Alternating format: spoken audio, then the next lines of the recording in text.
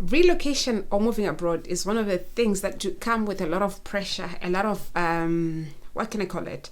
A lot of thought, and I would want to say I think that is what they term mental health. But until I moved abroad, I never really thought like about mental health and its impact or on me, on my work, on my children, on my family and my relationship. So guys, it made me really think long and hard as we were processing, as we are journeying in this diaspora journey, me and my family. Guys, there's a lot of things that we go through. There's a lot of things that we're discovering along the way that has actually made us aware of the fact that probably so many of people that have moved or that are moving to the diaspora are actually going through. And today in this video, we are going to talk about some of those things, from immigration status, social isolation, cultural difference, language barrier, homesickness, and even financial concerns as triggers for mental health in immigrants in the diaspora, especially as Africans. So guys, a big welcome to my YouTube channel. My name is Florence, and for those of you that are watching us for the first time, guys, be kind enough to subscribe. And for our subscribers, thank you so much for the support and for the love. Guys, on this platform we do talk about life in the diaspora, life abroad. We talk about opportunities, we talk about success. How can one succeed in the diaspora? What sort of opportunities are there for us as immigrants in the diaspora? So be kind enough to just click subscribe and stay tuned for even more, for growth as we journey together. Guys, first and foremost, I want to talk about immigration status concerns as a trigger of mental health. I do remember when we got our visas, there was a letter that came with it. So we had to read that before travel, before moving abroad. Part and parcel of why I thought that's where mental health starts is when you are being told of some of the things, the do's and don'ts, the restrictions to your visa, some of the things that you cannot do on this visa. I just thought we were moving abroad, we were starting a new life, it was going to be blissful. But one of the things was, this was a 5-year visa. There are people who got 1-year visa, there are people who are getting 3-year visa. So we were fortunate enough we were getting a 5-year visa. But it came with all these restrictions, and you're thinking, I can't access public funds, I can't work in any other industry, I can only do an extra 20 hours. And then you're thinking, but what if I like something else that's not, what if I want to experience something else? I'm moving abroad, I want to embrace opportunities, but the visa is saying you cannot do anything else outside the pathway that you're coming with. So already it sort of dampens your spirit. Fine, you're excited, you're going abroad, but it's sort of like, it's a wake-up call, it's a awakening for you to say, okay. And then you're thinking, I cannot access public funds. You go on the internet and then you're researching, you go on the website and then you're researching what is it that they class as public funds. That's when you realize you cannot access housing, you cannot access childcare benefits, you cannot access a whole lot of things that you would have thought, if I go to the diaspora, it's more or less like I'm living the life, I'm living for free. And then that's when you realize you're going to work so hard for the life that you want. So for us, that was the beginning of it all. But then we say, well, it's fine, we'll go, we'll work, at least we've got a job, at least we're going to start all over again. But guys, when we got here, things actually got worse. You're having to constantly be looking over your shoulders am I doing everything right? Am I not breaking any rules? Because anything that you do can have an implication on your stay, because it's not like you're going to stay for the whole duration and do what you want and wait until the end. Your visa could get cancelled. Your COS, your certificate of sponsorship can get revoked at any point in time. So everything that you have to do, you have to worry about, I don't want to go back home unless I need to or unless I want to. So you're having to be extra cautious in everything that you do, in everything, be it what you say, be it how you represent yourself, be it everything that you do. You just have to be so mindful. And I mean, it can really be cagey, it can really be so restrictive, and you begin to go oh, I'm stifled, I can't breathe. That's how it all begins. But then, guys, all hope is not lost, because it all goes down to how then you react to that, how then you come up with like coping strategies. I don't even want to talk about some of the experiences that I have come across.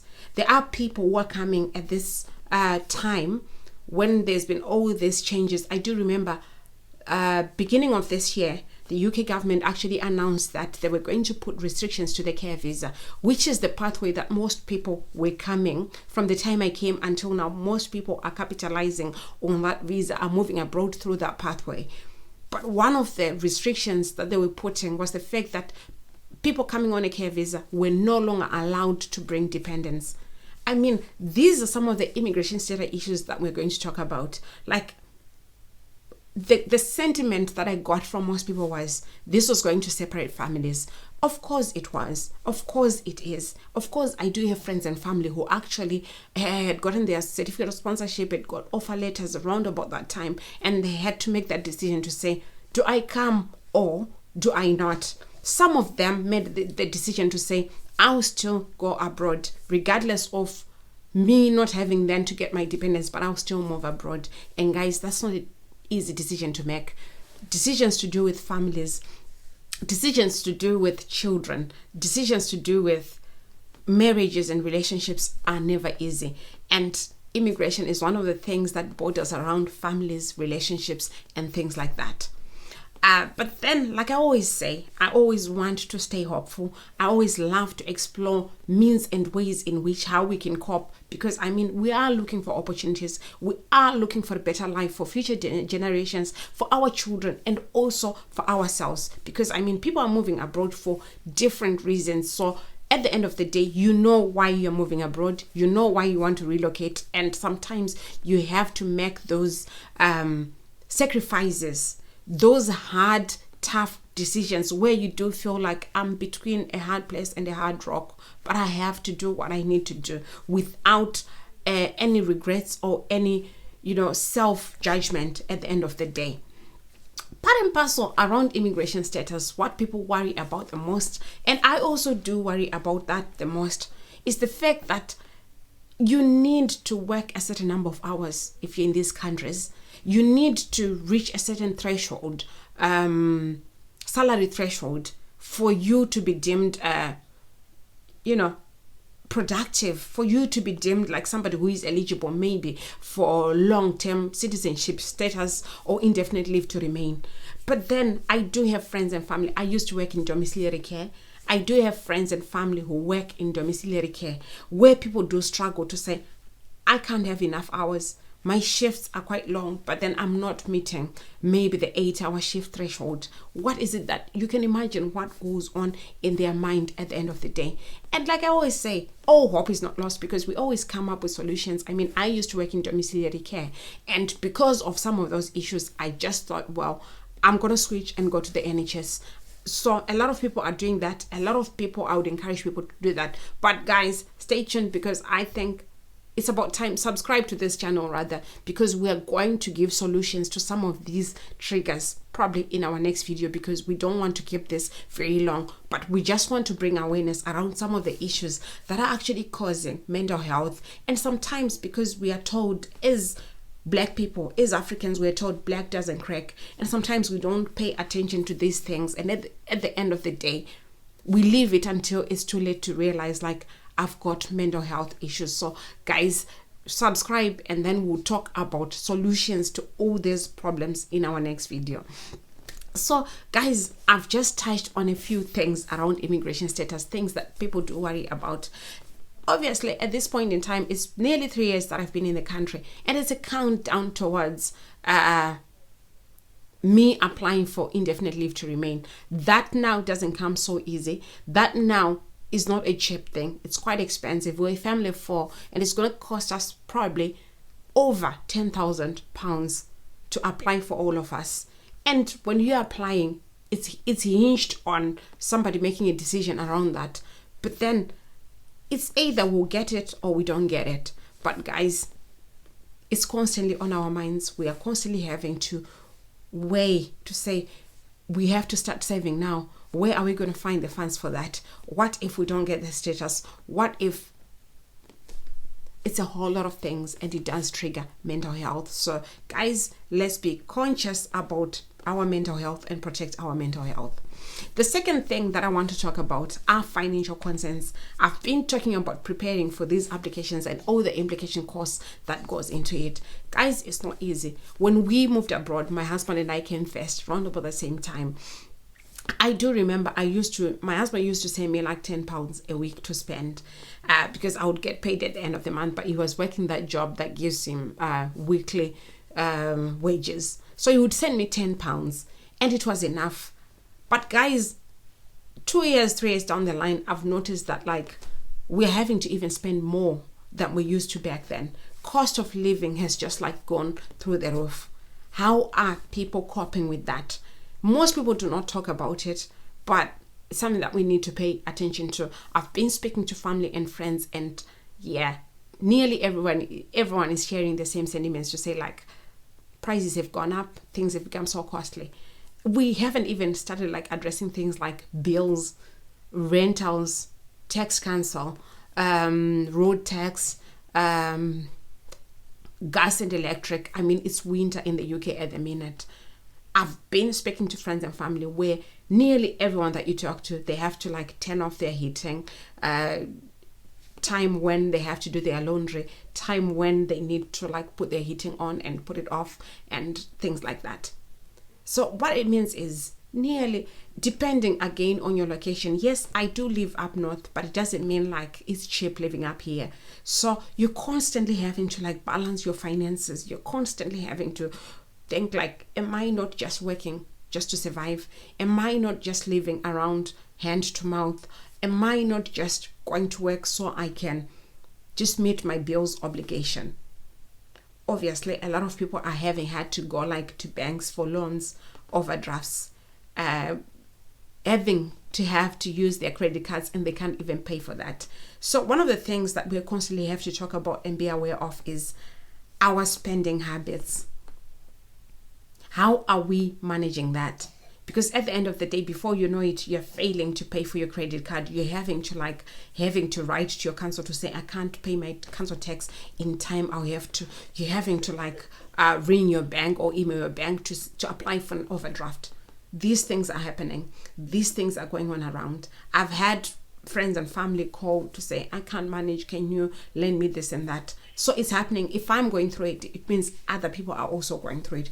That's the reality of the diaspora, and these can weigh heavily on your mental health. This can impact negatively on your mental health, which is why we're having this conversation. And in our next video, guys, stay tuned on this channel, because in our next video, we're going to be coming up with solutions of some of the things that we can do to avoid these things that we're talking about in this video.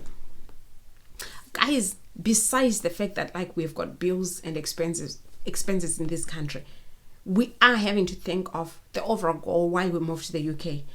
We wanted to have a stable life. We wanted to be able to have like savings, to be able to have like investments and everything. But like when everything has been said and done, nearly half the people are even failing. Half the people that came right about the time I came were doing the same things that I'm doing, are actually like failing to even save. But one of the things that I do encourage people is to say, don't feel the pressure, because it's that pressure where you're going like, it's the end of the month. All I have just done is pay for my bills and I'm left with nothing. I don't even have savings to my name. But then these are the things that will trigger mental health. Also, whilst we're still talking about finances, we had goals when we left back home. We had plans. We had things that we said, well, if I move to the UK, I'm going to do this back home. I'm going to build a house for myself. I'm going to build a house for my parents. I'm going to do this and that for my siblings. That now weighs heavily on us, especially when after paying your bills and everything and you're left with nothing. After having, done your bit, and then still you look at your project back home and it's not moving. Nothing is happening because things are not working as you plan. These things can trigger mental health. These things are weighing heavily on our minds, on our mental health every day. We live these things. We are these things. When you look at us, we are all these things that we are talking about. And it's affecting our mental health. It's affecting our mental well-being, because you're constantly having to think like, I think I've failed. I think I've failed to actually do the things that I came for. Part and parcel of the things also that are triggering mental health around finances is the lifestyle. The things that we thought by moving abroad, this is the life that I'm going to live. By moving abroad, I'm going to be at least affording these things. And here we are 3 years down the line, 2 years down the line, 1 year down the line, you still cannot afford those things. You still cannot live that life. And how is that then affecting you? Before everything else, it does affect your mental health. Before you know it, you're judging yourself. Before you know it, you're looking at yourself as a failure. Before you know it, you're looking at your partner and you're thinking they failed us. Or you're looking at each other and you say, we failed each other. It's a good thing if you look at each other and then you're saying collectively, or as a couple or as a family, we have failed. But then there are people who are actually like suffering in silence, suffering and judging themselves in silence, and just going like, I failed. I think I didn't do enough. I'm not doing enough. And then those are the things that are actually triggering mental health. And we will talk about the solutions in our next video, guys. Stay tuned on the channel, subscribe, and let's learn and journey together. The third thing that I want to talk about is social isolation. Guys, we were so excited when we were moving abroad. Because we've always lived in Zimbabwe, we've always been surrounded by friends and family, we've always been surrounded by kind and loving neighbors. We never thought it was going to be this lonely here. It was until we got over the excitement honeymoon phase of coming to the diaspora, and then you realize like, it's been a week, and besides the people that live in the same house as me, or the people that I meet at work, I haven't actually like had a chance to talk to my neighbors. I don't even know them. It's different from the way we've always lived when we were back home. It's totally different to the fact that we've always had those neighbors who just go like, Mangwanani mamka, say good morning, how are you? How have you been? I haven't seen you in a while. We long for that, and that can bring in loneliness. We're not even talking about the fact that I know clocks stand in the UK, and now that means like my family, they are 2 hours ahead of me, which means when I wake up at 5 o'clock in the morning, it's already maybe 7 o'clock in Africa, 7 o'clock in Zimbabwe, which means probably their day has started. They've actually like got on with work and stuff. So normally what I do, because my day starts early if I'm working, if I don't ring them in the morning, still what it means is by the time I finish work at 7:30, it's already 9:30 and I can't ring them. So you're having to actually like make time to connect with family and friends. Even in this country, busy as it is, you might have time off, you might be on your holidays, but then, and you're thinking, okay, I want to visit my friends, I want to visit my family, I want to connect with my colleagues. But then you realize when you reach out to them and say, what are you doing next week? Or what are you doing this week, next month? They go like, oh, I'm working. And because we've been talking about finances, we've been talking about immigration status, a lot of people are having had to work extra. These are some of the things that we're going to talk in our video, where we are addressing some of the things that we can do to curb these mental health issues. So sometimes you're wanting, it's not like we are neglecting relationships. It's not like you don't want to connect with your friends and family. It's not like you don't want to see your friends and colleagues. But these work schedules can actually, like, if you don't sacrifice, if you don't prioritize rightly, you may end up like literally seeing nobody. I was saying this to my work colleagues to say, ever since I started my new job, I used to have a lot of Zimbabweans in my previous job, which was nice, which was good, because you're constantly connecting, you feel you're relating. But I moved to a new job where none of my work colleagues are Zimbabwean. So, which means apart from seeing my family, seeing my husband and my children, I can go for months and months without like literally physically seeing somebody that I can say makadi to.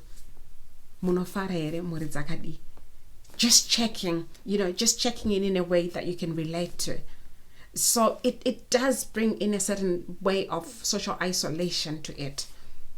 Which is why if you're working with colleagues from your country, if you're working with colleagues from who are African or who are from where you come from, treasure that, make meaningful connections, make time to connect, make time to relate and forge meaningful relationships, kind relationships. Take the time. We are going to talk about these things in our next video anyway. But I do miss that. I do treasure that. And I do envy people who live in situations that are like that. Because honestly, part and parcel also of the things that we would be told when we move into the diaspora was, oh, be careful of our own, be careful of your own, they'll be your downfall and everything. So it's sort of like weighed heavily on us, like you're constantly having to be cautious around connecting, cautious around, and yet we are a beautiful people. There are beautiful people, amazing people out there. But it's because of all the things that we say about each other, say about people that we meet, and then we end up like being skeptical. I will say this on social isolation and relationships to say, yes, we are meeting other people from home. We are meeting other people from different countries and stuff. But then we are meeting them when we are adults, when we are mature and stuff, and probably we are looking for certain things to say, I'm looking for this in a friendship. I'm looking for this in a work colleague. Sometimes we need to loosen up a little bit, unwind a little bit, so that we get away from the loneliness of not having to connect with like-minded, like old people that are in the same situation as us. One of the things that my in-laws always tell me is, make friends, meet other moms when you take the kids to school, connect with other moms, which is one of the things I'm also trying, and we are going to talk about this in our future episodes, guys, which is another reason why you need to stay tuned. Guys, the fourth thing I want to talk about is cultural difference and its impact on mental health. I never thought about it until I came to the UK, until I moved to the diaspora, to say there are things that we are culturally conditioned, culturally socialized to believe and value. So moving abroad really made me aware of some of these things. And actually, I never thought these would like linger in my mind, bother me day and night. Some of these things can vary from the way we are raising our children, the way we want to raise our children. Some of these things can even border around religion and beliefs. Guys, this can weigh heavily, depending on how open-minded you are, how open to these things you are. I mean, I still do struggle. I'm trying to adjust. It's nearly 3 years down the line, and I'm still trying to adjust. I'll just give you a quick rundown of some of the things that I've had to, sort of adjust. I do remember when my kids came over, and my youngest, she was about 4 going on 5. And by the time she was 6, which was like a year into their journey in the UK, I got a letter from the school to say, can you sign this form, because your children are going to have to start like sex education. And I'm thinking, what's that? What does it, entail? Honestly, for the longest, like it bothered me. I was ringing family, I was ringing everybody. I was just like looking for support to say, are you sure this is okay? Are we in the right place? Is this what we want? Because it's not how we were raised, how we socialized, our culture. We don't speak about these things. I actually made my colleagues laugh the other day when I was telling them, like, until I was so sure I was going to marry my husband, I never introduced him to my mom. Yes, I would introduce him to my sisters and friends, but never to my parents. And I never had those conversations with my parents. Again, it goes down to culture, beliefs, and things like that. If you're like me, you can relate. But now we are having our kids having to be taught about these things, having to be exposed to these things. How we open to that, how we open up to that, says a lot about our mental strength, our mental, resilience and things like that. So we have had to adjust, even things to do with discipline. I'm African. There are means and ways in which we would know I've done what mom and dad doesn't want, and there will be consequences. So I've always now, having had to be cautious of some of these things, to say, how do I want to raise my children?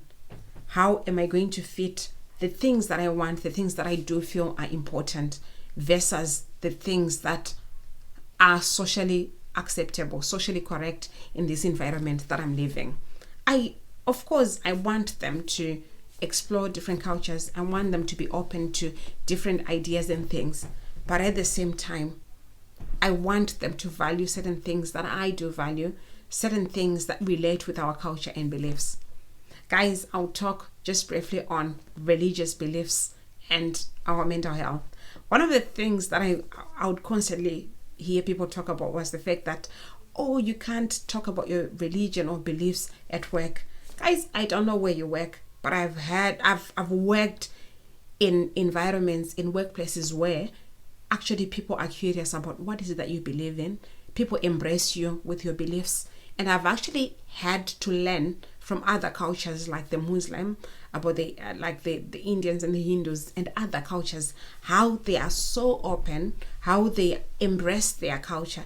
And I think their culture and beliefs, and I think it's one of the things that we should learn. I've also started learning. I've also started sharing about my beliefs, and without meaning any disrespect to anybody or their beliefs, or without looking down upon what other people believe or what other people value. I've also shared my values. I've also shared where I stand around certain things, to say, because I'm Christian, because I believe in this, and I do so respectfully. I've done so. I've met people that would look at me and respect me for that, respect me for my beliefs. So it's one of the things that I think a lot of people will be misinformed. You can't talk about that at work. You can't talk about that in this culture. You cannot talk about this in school. You cannot be telling your kids they believe in this, because they'll share that at school and it will be offensive to other people. No, I've grown to understand that it's quite different, and these things can actually, depending on how strong your beliefs are, depending on how much you value your culture and your beliefs, this can really weigh heavily on your mental health. Part and parcel, I do remember when we have had to decide on what church are we going to go to, what sort of, it's a lot, depending again on how much you value these things. But there's always a place for you. There's always a means of you relating, you finding your feet, you finding your tribe as far as things like this are concerned.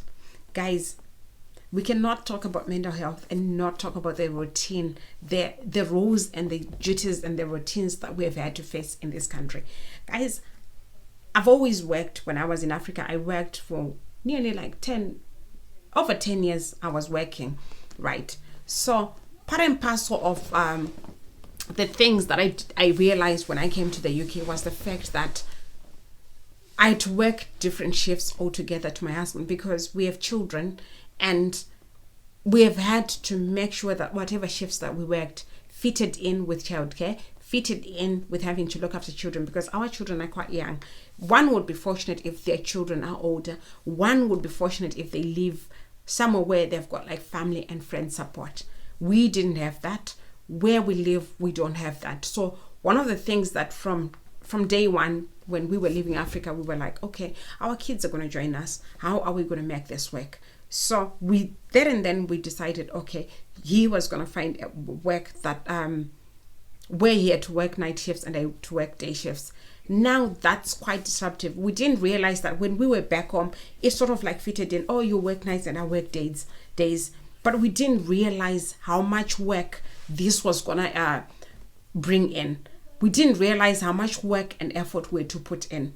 I'll give you an example to say how our routine is in a day. So what he does, if he's working nights, it means he leaves home at 9 o'clock. But what that means is we would have I start work at about 7:30, and also it's a long drive for me. So I only see him for an hour, but probably that hour when he comes, it's when he is probably we're trying to settle the kids into bed. He's trying to have a shower. So you just speak briefly. You see each other briefly. So we didn't realize that. We didn't know how that would work when we were back home. We didn't realize how that would actually change our lives. If I'm working in a day shift, which means I actually literally have to wait by the car for him to just like drive in as I drive out so that he can watch the children. So it's just a brief, hi, morning, how's been your shift? I'll see you later. Or hi, morning, make sure they've brushed their hair. I'll see you later. Hi, morning, our youngest, she's got sports today. Please remind her. Oh, hi, we've got this. We didn't realize how much that could be disruptive for our life. We didn't realize how much that would impact our lives. So what that means is like, we sort of like, initially we missed each other.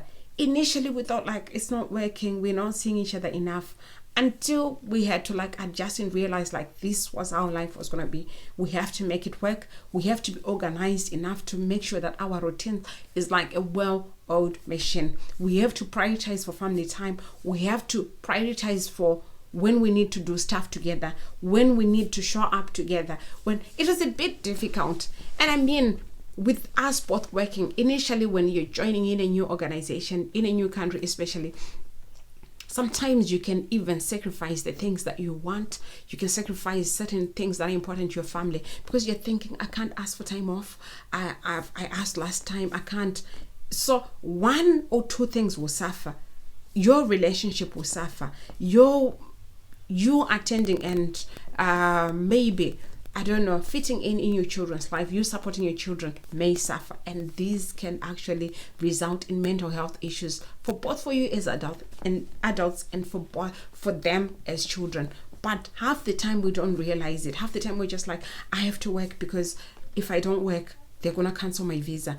I have to work. If I don't work, they'll revoke my COS. That's all most people would be worried about. That's all most people will be so concerned about. So it's a constant linger on our minds to say we need to balance this. So it was a lot. I know when I speak to friends and family, we've got children who are over here, they go like, nearly everybody just struggles with childcare. Nearly everybody struggles. Like I've taken the kids to school like so many times this week. I do remember when the kids first came, it was a struggle. I was working in domiciliary. He had to like literally be with the children all the time, nearly all the time. I never really would get that time, which is one of the reasons why I had to just say, I'm going to move to the NHS because I was looking for that work-life balance. All the more reasons. And we will talk about these things in our next video, where we will be talking about how we can address, how we can cope with these triggers to our mental health as we migrate, as we relocate abroad, as we try to find our feet abroad. Guys, we cannot talk about life abroad and not talk about language barrier. Thank goodness. I can't say thank goodness because I mean, I'll share with you my experience when I moved here. I do remember I had not worked really with like, I'll say this, but it doesn't mean I am racist or anything, or I have anything against anybody. I had not worked with white people before. I had not. So when we moved over, it's something that I never thought about. We were just like, we're moving to the UK. It's fine. We were excited. Then boom, we got here. I do remember one of the directors to the company that I worked for picked me up from the airport. Of course, my husband had to go with our family. So it was me and that man and another work colleague in the car. I've never gone for 3 or more hours in quietness unless I'm sleeping like I did then. I just quickly said hello, and then I was tongue-tied. I couldn't say more. I couldn't say, like, how do I converse with somebody that I don't know in English? I'd never used English so much. So language barrier can really even trigger mental health issues. You don't know how to address certain things. You don't want to be offensive to anybody. You don't want to offend somebody. And sometimes you're trying to communicate and then boom, just a bit of Shona, a bit of vernacular just comes in. So I did struggle a lot. I know one of the things that I do get told every day is, did you learn English when you came here? Because you do speak it. And when I tell them I struggled a lot, so it is very difficult, guys. I don't want to lie to you. We take it for granted. We don't really look at it like that, but it can affect a lot of things, this whole language barrier. I'll give you an example. When I was looking for a place for my kids, one of the things that I was constantly being asked was, do your kids speak English? Do they speak any other language? I didn't think deeply about it then, of the implications of them not having to be good in English or speaking it well or what. I didn't. I was just like, well, we do speak another language, but they can speak in English. But then it's, as you interact with other parents, with other moms and dads, and from different countries altogether, not specifically African, and they tell you like, our kids cannot speak English, they themselves are struggling. So it does weigh in on your mental health. It does make you suffer. Sometimes you want to express yourself. Sometimes you want to fit in. Sometimes you want to do certain things with others, but because you cannot express yourself, because you cannot speak, you cannot communicate, you just retreat to your hole. You just retreat to your safe space where you're not interacting, where you're not expressing yourself. Guys, I'll give you an example to say, most kids, if they can't speak, if they can't relate, if they cannot communicate, they do suffer. They find it difficult to make relationships at work, at school. They find it difficult to make friends, and they do get laughed at. I don't even want to start talking about accent. I'm not even going to go into that. I'll give you an example of how communication would affect me at work. Part and parcel of how it would affect me at work was, I found it so difficult when I started. It was quite difficult for me to even express myself, to even say things at work, volunteer at work. I mean, part and parcel of my job, it literally, I would say 90%, or even if not more than that, involves communication. I need to be talking to the people that I do look after, the people that we do serve. I do need to be talking to colleagues and our managers. So sometimes you want to express things, sometimes you want to have a conversation, but it can be so difficult if you cannot communicate well, and it does weigh heavily on your mental health. I do remember when I was coming, I would speak to my sisters-in-laws who had been in the country for a very long time. One of the things that they kept telling us was, don't forget to say please and thank you.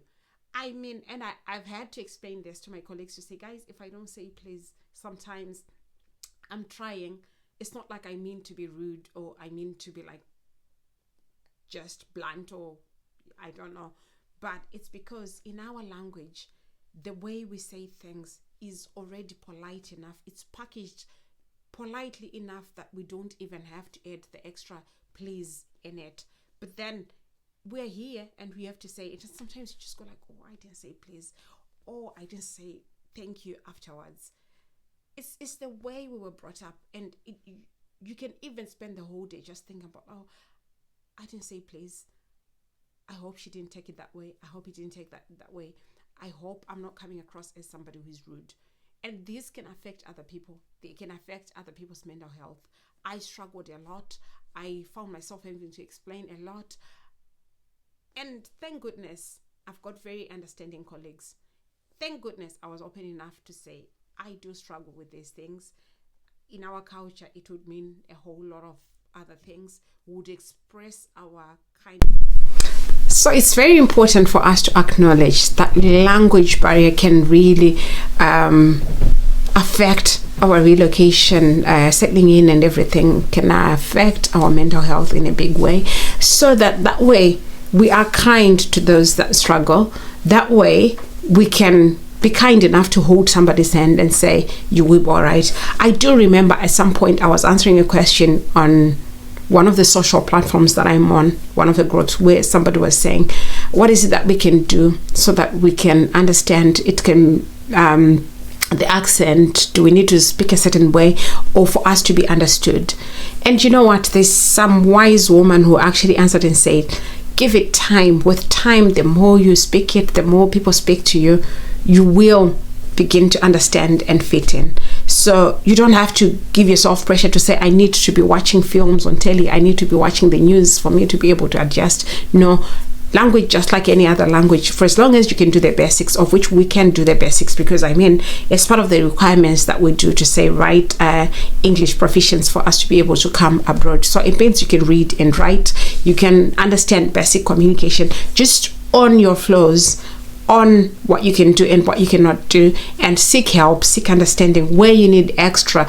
Guys, we'll talk about these solutions in our next video, so which is all the more reasons why, if you're watching this video, you need to stay on this platform by subscribing, guys, and thank you. So also, while we're talking about language barrier and everything, I'll give you one of my experiences that I went through in the country. I do remember in one of the appraisals at work that I went through, one of the feedbacks that I got was the fact that I wasn't speaking enough to the service users. But this was like initially on the initial stages. It really got to me, because this was important. This was my appraisal. This was like one of the processes that like we had to do for us to be signed off to the next stage and everything. And obviously it goes back again to immigration status, and are they going to renew my contract? Are they going to give me a positive feedback as far as this is concerned? And guys, it's now when I even reflect all the more that I didn't even explain myself enough to my supervisor, to explain my struggles, to explain how I would struggle with understanding the accent, because I mean I live up north and it's totally different from probably people that live down south. So you know, so again they were saying I wasn't communicating, I wasn't speaking to the service users enough, and to that, because I was in shock and everything, I didn't even respond or explain my situation. Again, another barrier. And up to this day, it keeps on. It does bother me. I always reflect on it, I always refer to it, and thank goodness I've taken it as a learning curve to say, going forward, if I'm struggling, I don't have to wait for a one-to-one or for an appraisal. I just need to seek support. I just need to speak to somebody. And guys, again, we'll talk about these things in our next video, where we are addressing some of the solutions that we can actually apply, that we can actually implement as a way of coping with mental health for immigrants, mental health when we move abroad. Guys, it's so important that we pay attention to our mental health, because I mean it affects our overall performance at work, our overall well-being, our overall confidence, our overall quality of life. So it's very important that we do pay attention to that. One of the things, guys, as I finish this this video, that I want to talk about that can actually trigger mental health and is identity challenges. Who are we? Who am I? Who am I as a person? Who am I as a migrant? Who am I as a human being already? Sometimes you can feel lost, especially when you go to a different country, different culture, different people altogether, whereby you sometimes feel, if I say this, it's wrong. If I do this, it's wrong. If I even explain all the more, they will judge me even more. And obviously, I think with the rise of social media and everything that can be said, it can even be more brutal. It can be even more detrimental. And sometimes you end up like going like, where exactly do I fit in? So knowing who you are, placing value on yourself, and being confident with who you are can go a long way in addressing some of these mental health issues. So it's very important. I know a lot of us newbies in the diaspora, we get told you can't do that, you have to do things a certain way, you have to start by doing this and this, you cannot associate with this and that, you cannot even, there's so many do's and don'ts that we get told. But the onus is on us to say, is that what I want? Does that resonate with my purpose and my goal? One of the things again that we get told oftentimes is social media etiquette, how we present ourselves on social media, what is it that we can do on social media, what spaces we need to occupy on social media. And sometimes people go to the extent of even telling people what to do at work, which jobs to do, to say, oh, if you're in the diaspora, you can only do like healthcare, nursing, social work, you can't do IT, you can't do this and this. But what is it that you want as an individual? It's very, very important that you identify what you want, you identify your goals, you identify your dreams and how you can achieve them without entirely relying on what everybody else can say. I'm not saying we don't need to listen to advice. We need to embrace advice. That's how we grow. That's how we become confident. That's how we navigate certain things in the diaspora. But at the end of the day, knowing who you are, knowing your purpose, knowing what you want in life goes a long way. As you get all this information, now then you can begin to filter what resonates with your overall goal. So it's quite important, and it's actually healthy for your mental health. Guys, last but not least, I cannot talk about the diaspora because I live in the UK, and I don't know what time you watch this video, but it's winter now in the UK. And guys, climate change can actually mess up your mental health, because I know it's quite depressing. I do remember around about this time 2-3 years ago, my children were joining us. We had come in the summer. That was nice, that was good. But then all of a sudden, sunrise is about 8 o'clock, 9 o'clock, sunset is about 3 o'clock. By the time you pick them up from school, it's already dark.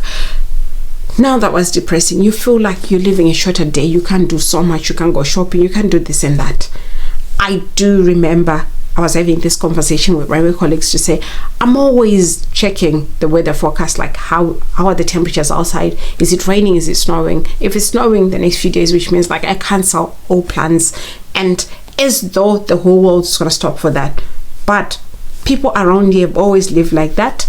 Life will be going on for them. Everything will be going on for them. And you're thinking, oh, I can't do this because of the weather. I can't travel because it's raining. I can't go shopping. I can't go on and outing because it's snowing. So these things can actually limit you. If you're still new in the diaspora, if you've moved from a different climate and you're coming to a different climate altogether, you're constantly worrying about these things. You're constantly having to cancel things based on climate, based on the weather. And guys, it takes a whole lot of adjusting, adapting, and saying, I'm going to do it regardless of the weather. If it means I have to get dressed for the weather, I have to, so that I can get on with my life. So it's one of the things that we do take for granted. We do limit ourselves based on that, and at the end of the day, we live miserable lives. We're depressed. I mean, it's 6 months of cold weather, rain, snow, wind, and you cannot stop your life because of that. Even the summer sometimes is not as summery, but life has to go on. So guys, this was all I had for you as far as mental health triggers are concerned. Some of the things that the list is not exhaustive, but these are some of the things that we need to pay attention to say, am I not being affected by that? Am I not constantly thinking whether or not I'm going to be sent home? Am I not constantly thinking whether or not I'm going to have my COS cancelled or revoked?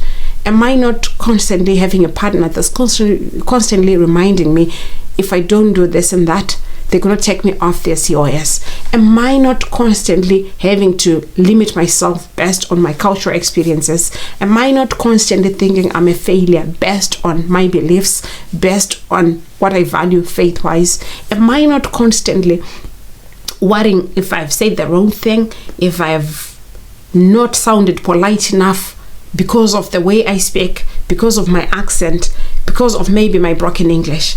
Have I not even come across as rude? All these things affect our mental health.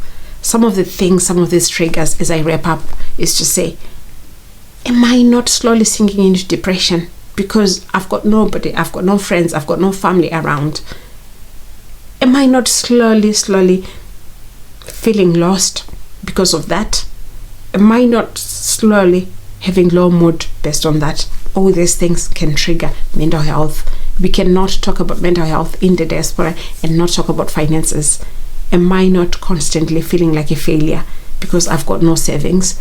Am I not feeling like a failure because I'm drowning in debt? I'm failing to pay my bills. I'm failing to even live the lifestyle that I thought I would live by moving to the diaspora. These things can result in mental health issues.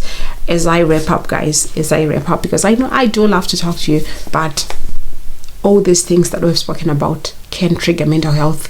And join us in our next video as we will talk. In part 2, we'll talk about how we can address some of these things. What is that we need to do? How can we stay woke?